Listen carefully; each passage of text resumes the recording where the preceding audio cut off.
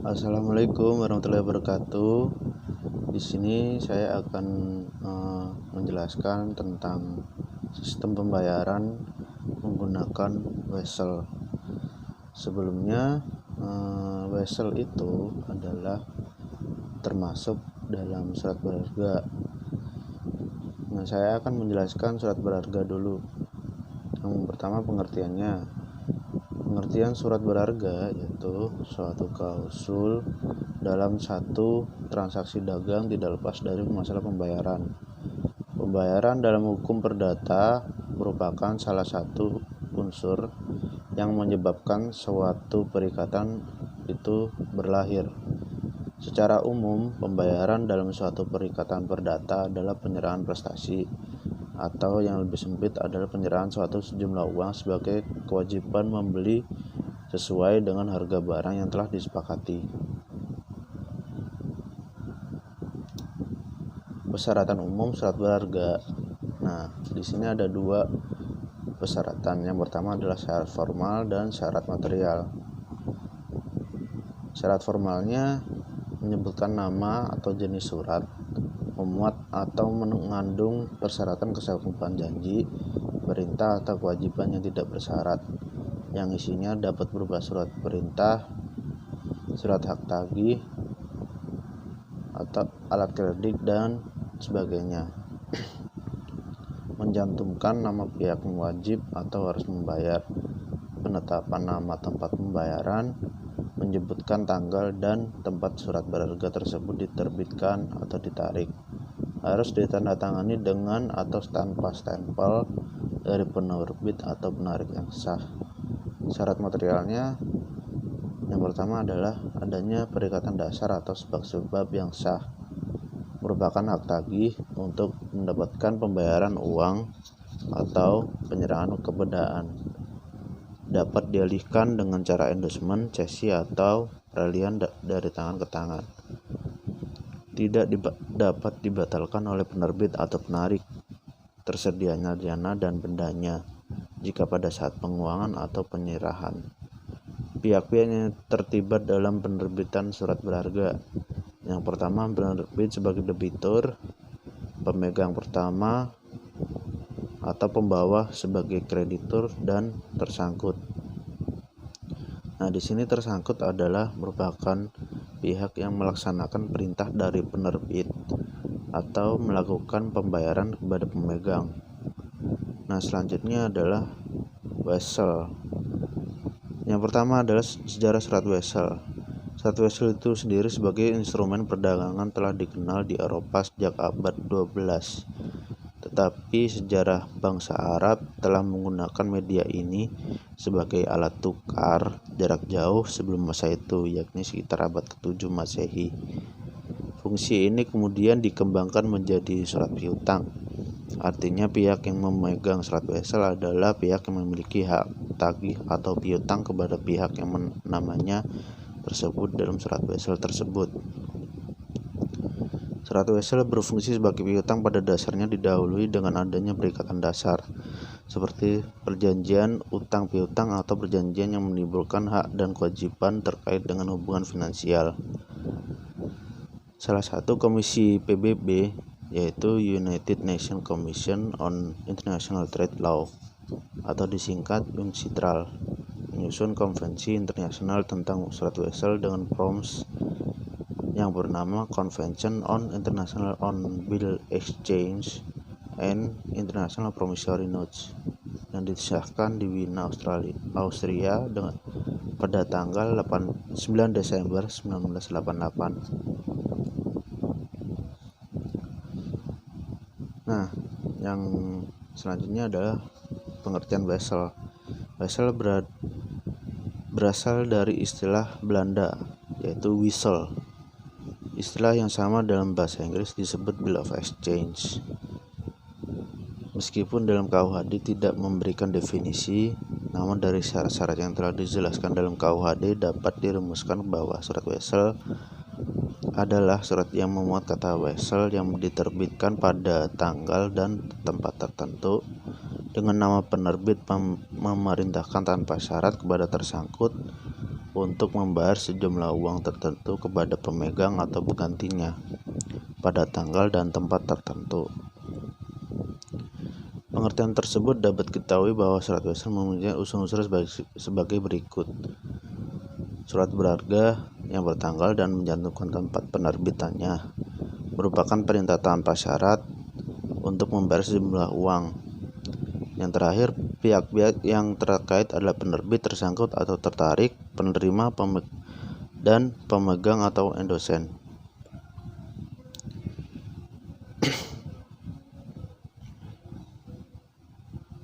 Nah, pihak-pihak yang dalam wesel dan hubungan hukumnya.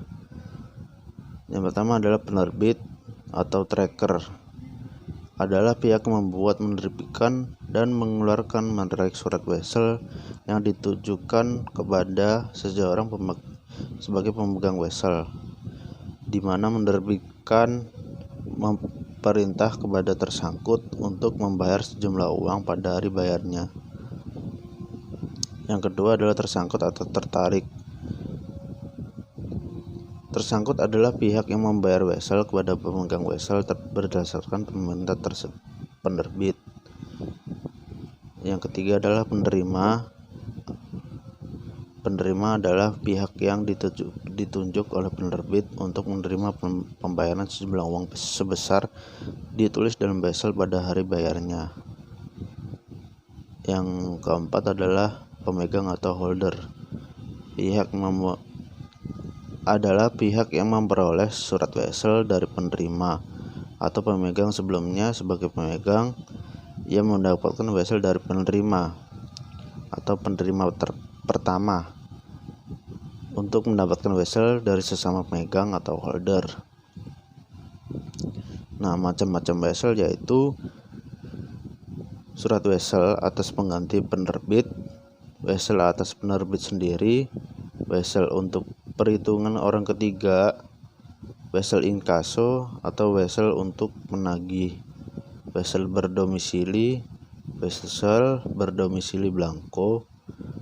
Nah, yang selanjutnya adalah landasan hukum wesel pos. Landasan hukum wesel pos penyelenggaraan pos di tanah air sejak tahun 1959, yaitu landasan hukumnya adalah Undang-Undang Nomor 4 Tahun 1959. Tetapi dengan kemajuan zaman, undang-undang tersebut diganti dengan Undang-Undang Nomor 38 Tahun 2009 tentang pos dan Undang-Undang Hukum Dagang pasal 100 sampai 173. Berkenaan dengan terlambat dan diunggahkannya wesel pos yang telah dikirimkan oleh seseorang, maka dalam laporan hukum perjanjian dapat dikatakan bahwa perbuatan tersebut adalah prestasi, yaitu apabila seseorang yang pertama adalah melakukan apa yang disanggupi akan dilakukannya, melakukan apa yang diperjanjikan tetapi tidak dijanjikan, melakukan apa yang dijanjikan tetapi terlambat, melakukan sesuatu yang menurut kontrak tidak boleh dilakukan.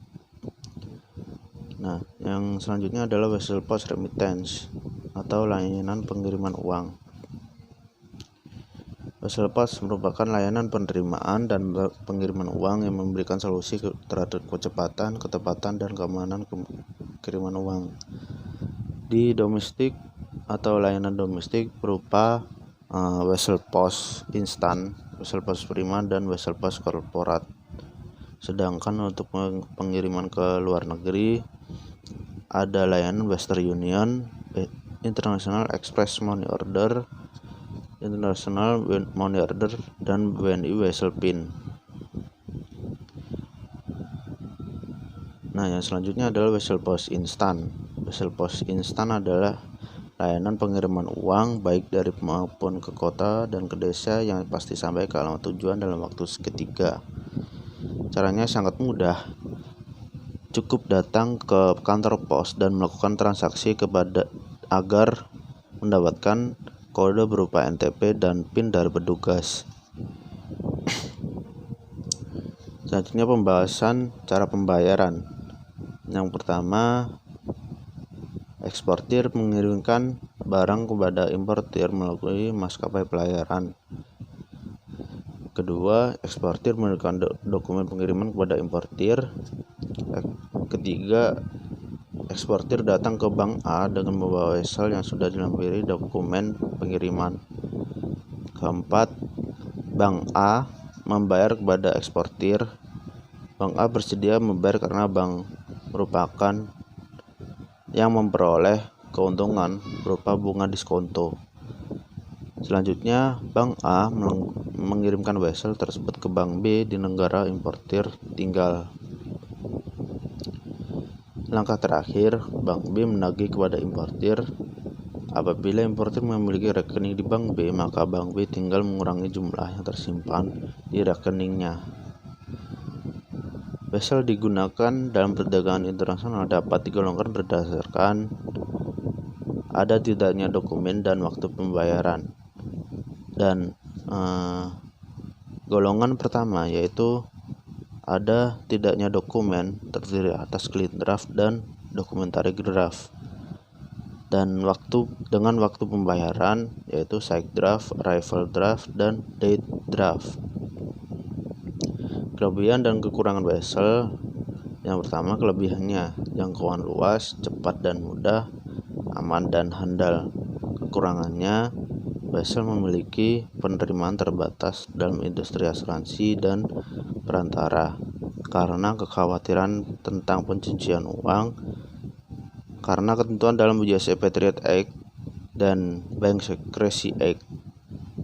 Wesel memiliki persyaratan pemrosesan regulasi yang jauh lebih banyak daripada cek pribadi, cek kasir, atau cek bersertifikat. Nah, itu semua pembahasan dari saya. Mungkin kalau ada salah mohon dimaafkan. Wassalamualaikum warahmatullahi wabarakatuh.